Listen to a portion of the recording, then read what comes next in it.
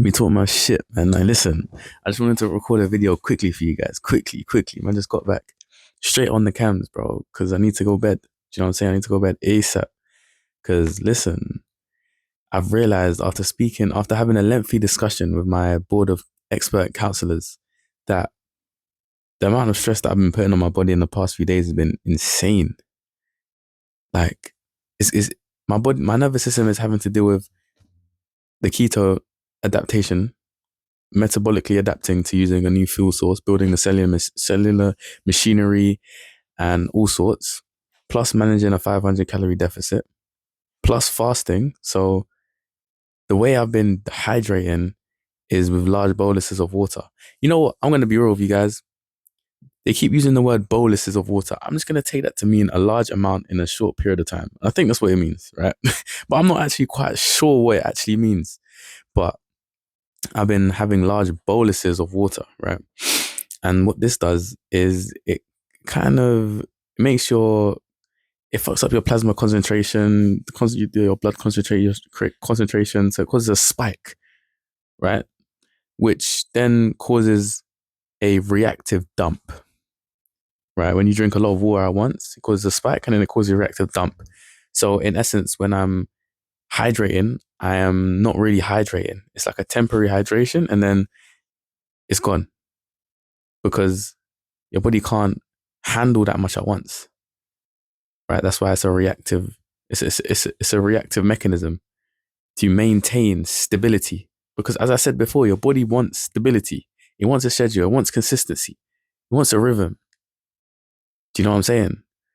And my kidneys are flushing sodium at a consistent rate, and I can't replenish them by doing large amounts at once because that's not how it works. I would have to counteract that by also sipping throughout the day. But the problem is I can't do that because I'm fasting. And this is why keto and Ramadan don't go together. You can't start keto and start Ramadan at the same time. It doesn't make sense. It doesn't make sense. Don't ask me why I'm doing it. I'm delusional. No, I thought that keto would be something I would instantly fall into. So I would adapt. Like, I gave myself a week in preparation for Ramadan. I was like, yeah, I'm gonna give myself a week so that by the time Ramadan comes around, I'm in deep ketosis and I won't get hungry and this and that and other. Not realizing that it takes about six to 12 weeks, 6 weeks minimum to to have a chance at being fully adapted, fully fat adapted, right? To reach a level where my body is stabilizes. And now, 2 weeks into Ramadan, 3 weeks into keto, I'm seriously regretting my life, my decisions. If I could rewind time, I would start keto a month earlier. I would start keto at least a month to 6 weeks before Ramadan because it's just dangerous to do both at the same time. This fasting doesn't allow me to sip and keep hydrated throughout the day. So it's causing me a headache and this and that. And the fact of the matter is that a lot of the symptoms that I've been experiencing, the hot flushes, the face flushes that I was talking about yesterday, where I had the camera facing the wrong way around. You know, speaking to a bottle. Yeah, safe. Yeah, but the hot flushes, these are caused by elevated levels of this hot flush was caused by a combination of two things. The the boluses of water, which essentially every time the concentration spikes and drops like that, it's shocking the neurons, right? It's shocking them. And so they're becoming a bit unstable. And because elevated levels of cortisol and adrenaline lower the threshold voltage for neuronal firing is causing the neurons to just go crazy. And that's what I'm experiencing. That is the experience of my neurons just firing randomly because of the instability plus the hyperexcitability caused by the instability in concentration and the excitability caused by norepinephrine and cortisol. And it's that combination that's causing this hot flush My face is hot for time. My face is hot for time. And it's also a psychological aspect of the fact that I'm not used to this. So now I'm paying attention to it and it's making it worse. I'm thinking, what? What's going on? My face is real hot right now. It's getting real uncomfortably hot. And the more you pay attention to something, the more cognitive capacity, resources you divert to it, the more it takes up your attention, the more you focus on it. So, for example, when meditating, you can choose where to direct your energy. Maybe not energy is not the right word, but you can choose where to feel. They say feeling your toes. You can choose to do that. You have control over your nervous system. You have control over the neurons which you choose to engage with. And so if you have something negative happening to you or an experience of the like, and you're paying such close attention to it, you are genuinely making it, you're not making it worse. You're not making the actual condition itself worse, but perceptually, you're making it worse on yourself. So it's better in these situations to accept it and move on. Here's what it is. It's happening. It's not dangerous. So we can deal with it, right?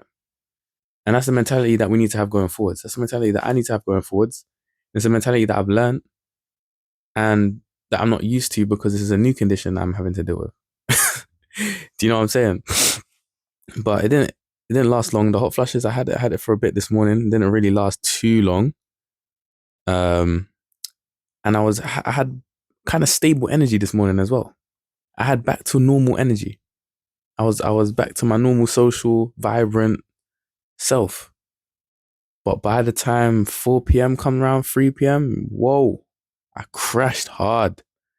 That's how you know I'm just solely on stress chemicals right now. I'm running on stress chemicals. I haven't reached the place of stability. I haven't reached the place of ketones, of ketone abundance and efficient metabolism. I haven't reached that place yet. And that's proven by the fact of my fractured sleep, me waking up halfway through the night because the adenosine's all cleared off, and because my sympathetic nervous system, my sympathetic leaning is too high. The cortisol is pre-firing, causing me to wake up and struggling to get back to sleep. And the adenosine's all worn off, so that sleep pressure isn't there anymore to keep me there. And REM is now being dominant in that second half of the night, which has activity similar to waking, such that it's hard to even distinguish between the two, which explains the reason why I lucid dreams yesterday. I lucid dreamed yesterday. It's not the first time. I've lucid dreamed them a couple times. When I say a lot, I'd assume like at least like maybe 10 times, 15 times. I don't know. I say like around 15 times. But I woke up last night, I was just up and I wanted to go back to bed and I was trying and it wasn't working. It wasn't working. But you know the ones where you don't know if it's working or not? Because sometimes I'm laying there and I feel like I've been laying in the same position for a while, but I know I've drifted. I know I've been drifting in and out. Just I haven't fully gone into that deep restorative sleep yet. But I've been drifting. So it's like I could have been like sleeping here and there. And then there's sometimes where you're literally just wide awake the whole time and you know you haven't drifted because you're there. But I don't get it. When surely, actually no, that's a unfounded, ungrounded assumption. I was gonna say surely, if my mind is clear, I'm not thinking of anything, and I'm laying down, I should just fall asleep. But that is only the privilege they would have if you had a balanced nervous system, which I don't. is severely leaning on the stress side right now. The sympathetic overdrive, right? But the framing is that 2 weeks left of Ramadan. I just have to survive 2 more weeks. And then I can be fully hydrated, this, that, and the other. And within those 2 weeks, I will have kept progressing in the sense that my cellular machinery, the enzymes, everything to metabolize and use ketones efficiently, and the production and the rate at which ketones can be extracted and fatty acids can be mobilized will have all been increasing over that period of time. And so I'm giving myself 2 weeks, and that to the 2 weeks will be the 5 week mark, right? Because it's the fourth, fifth, yeah, it'll be around the 5 week mark. And actually, I'll give myself to 6 weeks, but 2 weeks, I'm giving myself to feel a lot better.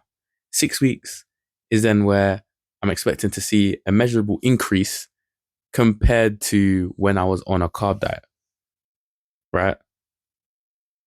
And we'll then go from there. But right now, it's just about observing, accepting, and moving on. Surviving, getting through it, while still trying to be the best version of myself that I can be for everybody else around me. And that's all I can ask for. That's all I'm going to aim for. And I think that's all. And I think that's probably the best course of action for me right now. As a side note, feel free to watch my videos at 1.755, whatever, however you want to speed up. Because me personally, I listen to all my videos on 1.8, except videos where maybe it's an entertainment video. Let's say, you know me, I grew up with the side, man. Let's say I'm watching one of the Among Us episodes. I'll probably slap that at 1.5, 1.25 maybe. But yeah, almost, like, I don't think I go below 1.5. Unless it's like, unless it's like a normal entertainment video, I'm like, you know what? This is actually terrible. Why would I watch an entertainment video at 1.5? What am I trying to get through at a quicker pace? Like podcasts and stuff like that, 1.8. That's just information straight to my brain. I can process it at that speed. I can think about it at that speed. And a lot of the concepts that come up are things which kind of come up not regularly. And so let's say it was an information dense podcast. I'm lying. It would always be 1.8. I'm just accustomed to that. Like sit down and speak videos, 1.8, right? If it's like somebody's out and they're filming and they're playing a game, cool. We'll slow it down, maybe 1.5, 1.25. But these types of videos, I'll watch at like 1.8. I'm gonna keep it real with you. So I'm saying feel free to watch it at the same rate, at similar rates. And what speeds do you guys watch your YouTube videos at? I don't know when it became a habit. It just became a habit because I think it came to a point where I was following so many channels that made such good quality content, and the content that they made was quite long.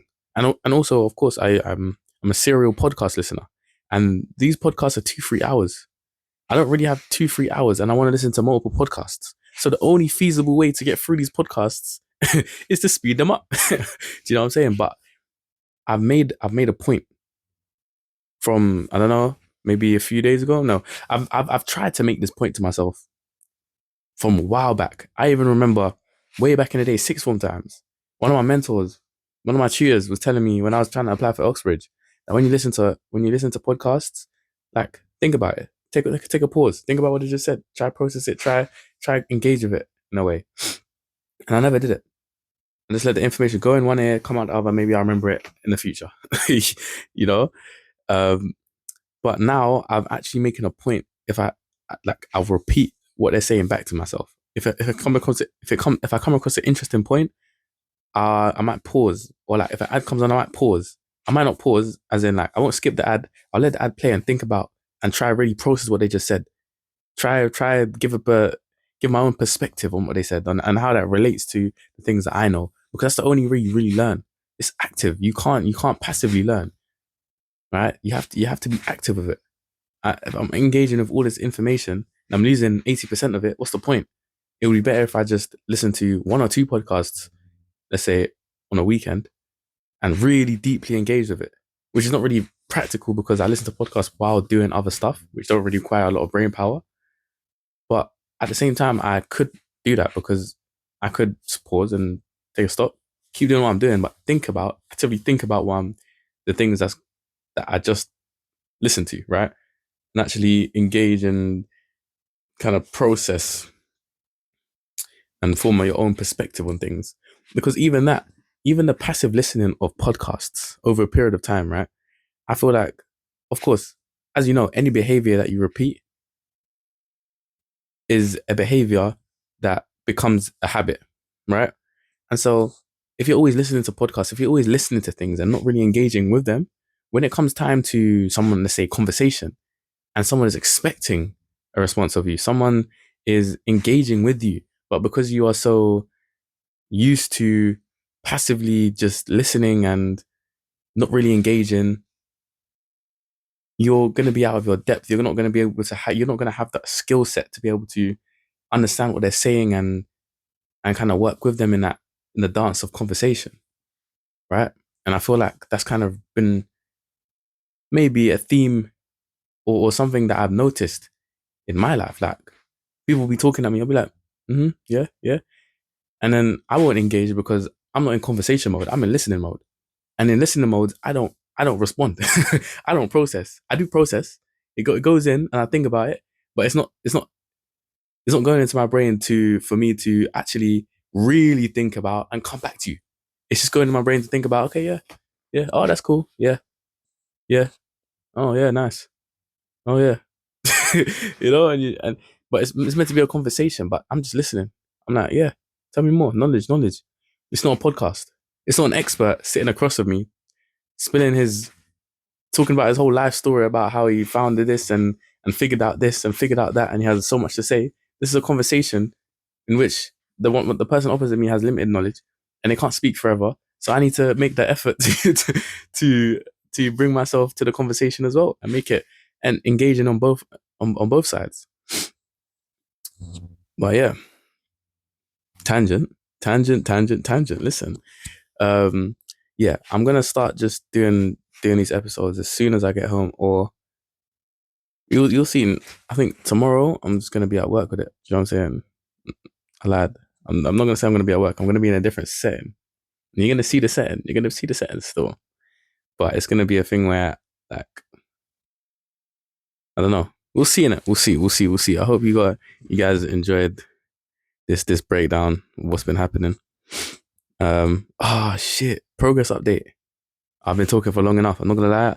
I'll give you a lot of progress update, all the weights and the pictures and that next episode. But listen, love you lot and good night.